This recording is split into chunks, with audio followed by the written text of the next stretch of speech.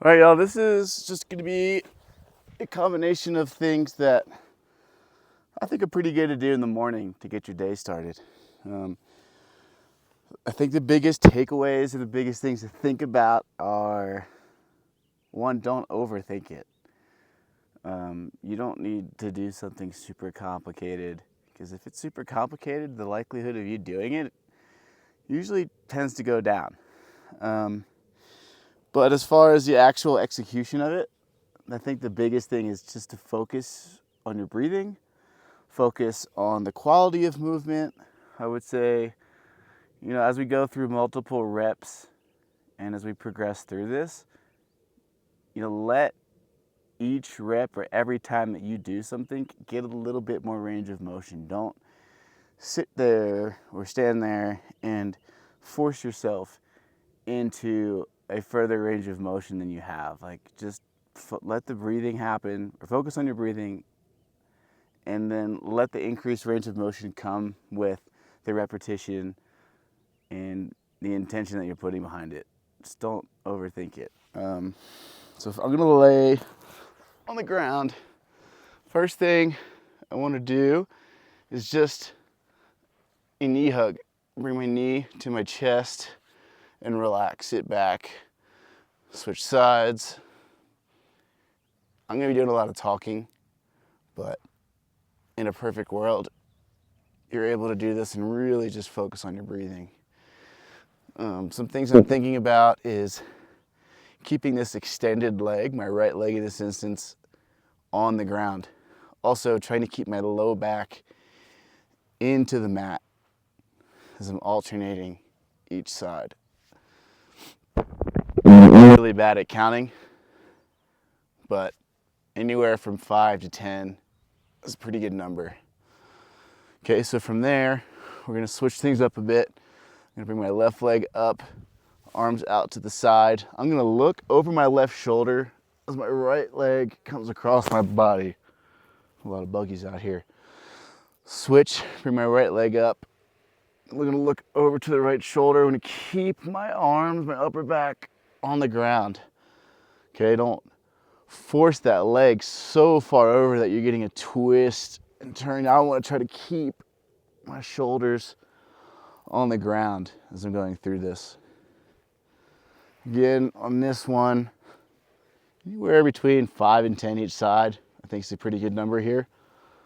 Focusing on the breathing, you're gonna feel it a lot in your glutes, butt, hamstring as you reach across, upper back, through here. But again, try to keep the shoulders down as you're rotating. Okay. Pretty simple. I'm pretty tight today. Cool, those are a little bit slower paced. What I want to do now is transition to a little bit more dynamic movement still on the ground at this point. But I'm going to sit up tall.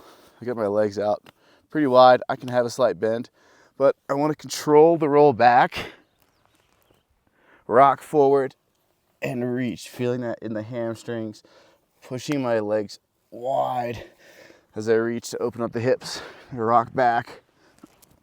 As I roll forward, I want to focus on the exhale here. Inhale as I come back. Again, on this one, I like a good 5 to 10. Another thing that you can do is alternate, reaching to the left, rock back, sit up, reach to the right, rock back, reach to the left,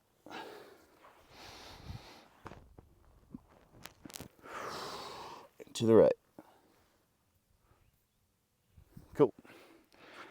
All right, let's stand it up. Gonna walk to the back of the mat. If you've been training with me for a week up to, I don't know, some of you have been here for 7 years. I really like inchworms, and I'm always gonna like inchworms. So what we're gonna do is we're gonna stand feet about shoulder width, hip width apart. I'm gonna have a slight bend in the knees. I wanna think of segmentally rolling my spine as I come down. You don't want to lock your hamstrings out or lock your knees out. A lot of times when you do that, that sensation that you're feeling isn't your hamstring stretching, you're just innervating your sciatic nerve. So that's not really doing any good. So again, just keep that slight bend. Gonna take small steps out. From here, I'm gonna slowly drop the knees, hips come down, push the ground away, try to extend my spine, and rock back into a child's pose. Come back to where we started, pick the knees back up. We're just reversing it, walking the hands back. Okay, from here, we can progress this, kind of piece it all together and go into the world's greatest stretch. So I'm gonna step right leg forward into a lunge. My back leg is straight as I can. My heels are off the ground. I'm gonna drive my right knee forward, hips down to the floor, left hand on the ground, right arm twist and open up. As you see, my thumb is up. I don't wanna have this hand twisted in. I wanna open up, chest to knee.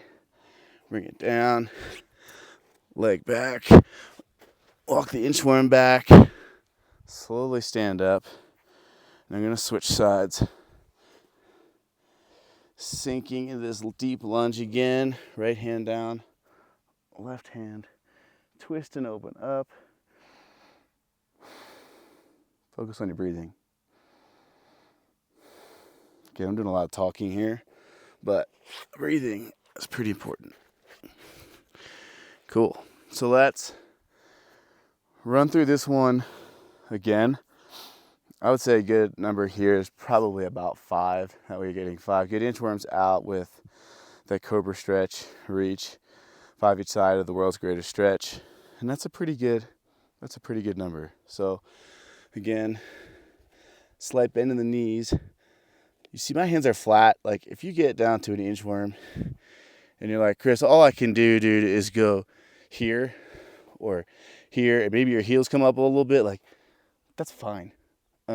Don't stress about that. It'll come with time. But I'm gonna walk my hands out, drop the knees, drop the hips. I'm gonna push the ground away, extend, look up. You can get some deep breaths here. Transition to a child's pose. Try to sit my butt as close as I can to my heels. Get a few deep breaths here. Reverse it. Hips, shoulders come forward. Feet get planted. Knees come up. Walk the hands back. I'm standing again. I'm going to lead with right leg deep into a lunge. Right knee forward. Hips down. Left hand down. Twist and open up. You can even get a few here, but I'm gonna reverse that back. I'm getting a little sweaty, so if we're talking about this being a morning routine, you getting some warm up, you get some blood flowing enough to break a sweat to start your day. That's pretty good way to get your muscles warmed up. Also, I'm baking in the Colorado sun. Even though it's 5:38 in the afternoon, we're at almost 9,000 feet. It's warm enough to break a sweat. Anyway, let's go left leg. Step forward, right hand down. Get a couple on this side of reaching and lowering that left hand before I plant it back. Bring the left leg back. Walk my hands back. Okay, from here, let's just do one more. I said I wanted to keep this simple, so let's do that.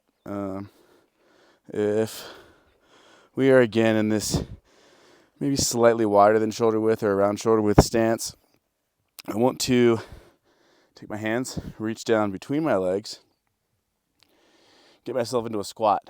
Now, if you say, okay, all I can get to is here, right? Or maybe you can get more range than I have. That's great. At the end of the day, the biggest thing is just keeping your feet flat. Don't let your heels come off the ground. And try to keep your butt and your hips down, your chest up as tall as you can. And I'm gonna hands down, and I'm just gonna rotate, alternating and breathing to open up my hips, my chest, and my shoulders. I think 5 each side here is a good number. We're going to slowly reverse it. Last thing, I just want to kind of hang out in this position, folded over, slight bend in my knees. Look my hands around to the left. Look my hands around to the right. Reverse it. Stand up tall. That's just a little bonus stretch to get upper body moving a little bit more. And yeah, I feel pretty good after that. You can do any of those things 5 to 10 times each. You can do that and then repeat the whole circuit. I would say don't spend more than like 15 minutes. Get on with your day. Go train. Go to work. Go hang out with your family. Go for a walk. Whatever it is. But let's consider this the first of a handful of mobility flows, routines that I'm going to start adding. I'm not a producer by any means. I have this microphone. I'm hoping to improve the quality of these videos over time. But I wanted to leave you with something, at least now, to start with. So let me know what you think of this. Give it a shot. Thanks.